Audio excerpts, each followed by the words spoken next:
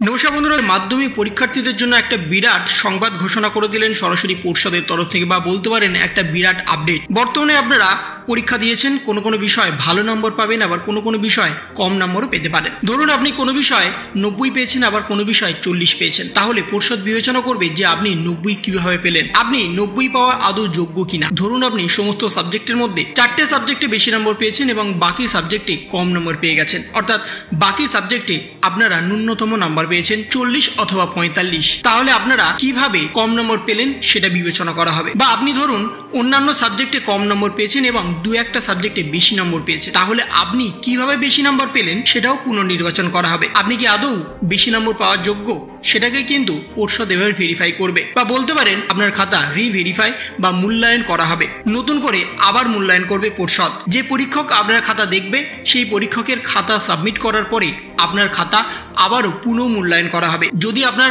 খাতাতে কোনো রকম গড়বড় দেখা যায় বা গরমিল দেখা যায়, সেটাকে আবার রেকটিফাই করা হবে, যাতে রেজাল্ট দেওয়ার পরে যাতে কোনো রকম ভুল না হয়, বা রেজাল্ট দেওয়ার পরে নাম্বার ভেরিফাইয়ের জন্য খাতা পর্ষদের কাছে পাঠায় যে তাদের ক্যালকুলেশনে ভুল হয়েছে অথবা তাদের খাতার আরো নাম্বার বেশি পাওয়ার যোগ্য তারা। সেক্ষেত্রে এই ভুলটা যাতে না করা হয় সেই জন্যই পর্ষদের তরফ থেকে আগেভাগেই পুনঃ মূল্যায়ন করা হবে। এবং সেখানেই বলা হচ্ছে অন্যান্য বিষয়ের নিরিখে মাধ্যমিকে কোনো বিষয় অত্যাধিক কম বা অত্যাধিক বেশি নম্বর পেলে উত্তরপত্রে পুনঃ মূল্যায়ন করা হবে, এমনই জানালো মধ্যশিক্ষা পর্ষদ। বিষয়টি নিয়ে পর্ষদ সভাপতি রামানুজ গঙ্গোপাধ্যায় জানান, নম্বর জমা দেওয়ার পরে যদি কোনো পরীক্ষার্থী প্রাপ্ত নম্বরের ক্ষেত্রে কোনো অস্বাভাবিক দেখা যায় তাহলে উত্তরপত্র পুনঃ মূল্যায়ন করা হবে, যাতে কোনো রকম ভুল না হয়। এখানে অস্বাভাবিক বলতে বোঝানো হয়েছে তা ব্যাখ্যা করে সভাপতি বলেছেন, অন্যান্য বিষয়ের তুলনায় একটি নির্দিষ্ট বিষয় যদি কোনো পরীক্ষার্থীর অত্যাধিক বেশি নম্বর পায় তাহলে ওই পরীক্ষার্থীর উত্তরপত্র পুনঃ মূল্যায়ন করা হবে। এমনইভাবে উল্টো ক্ষেত্রেও দ্বিতীয়বার খাতা পুনঃ মূল্যায়ন করা হবে, অর্থাৎ কোনো পরীক্ষার্থী যদি কোনো বিষয়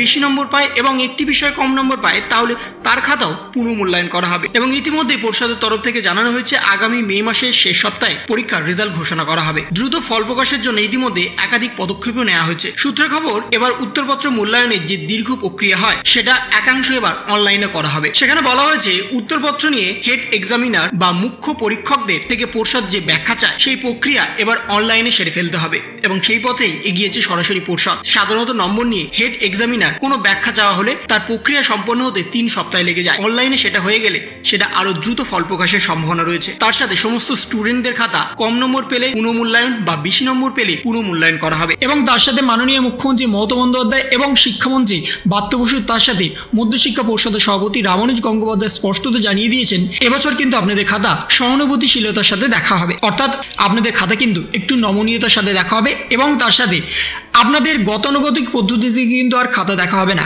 এতদিন পর্যন্ত যে সমস্ত শিক্ষক শিক্ষিকারা খাতা দেখে আসছিলেন এখন কিন্তু তারা আর খাতা দেখছে না।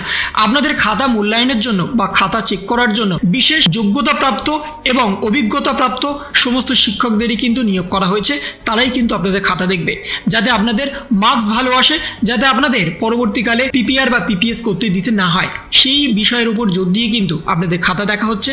তাতে আপনাদের নাম্বার বাড়বে এবং আপনাদের গ্রেস নাম্বার কিন্তু পাওয়ার সম্ভাবনা অনেকটাই বাড়বে। তো এই ছিল একটা ছোট্ট ইনফরমেশন আপনাদের সকলের জন্য। যদি আপনাদের ভিডিওটা ভালো লেগে থাকে তবে লাইক করুন, শেয়ার করুন এবং অবশ্যই সাবস্ক্রাইব করুন। তার পাশাপাশি আপনার মতামত কমেন্টের মাধ্যমে জানান। ভালো থাকুন, সুস্থ থাকুন, ধন্যবাদ।